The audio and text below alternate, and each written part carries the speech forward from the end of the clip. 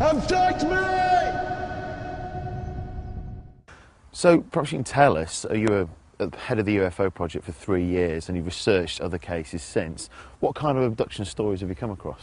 There are some common themes that run through these sorts of things. I mean, at basic level, you get somebody who claims to have seen a UFO, and then they'll have a period of so-called missing time. They'll perhaps be on a journey in a car, and they'll get home, you know, an hour or two later than they should have done on, say, a regular journey, and they'll have no idea what happened in that missing period, other than perhaps a vague recollection of seeing a strange light in the sky.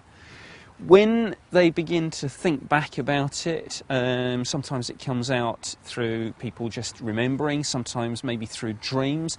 They begin to suspect that something happened in that period of missing time. Something happened and their memory was wiped. And then you get into the whole business of regression hypnosis, which a lot of people use to probe this period of missing time. And that's when you get quite a standardised account. And that's quite interesting because it comes out from people who very often have little or no knowledge of the subject, and people who don't know each other, and yet a fairly similar narrative structure emerges. In other words, somebody is taken into a spaceship, they're placed on their back on some sort of table or raised platform. Very often people describe being paralysed, very often lines of dialogue like "this won't hurt" or "we mean you no harm" will be heard.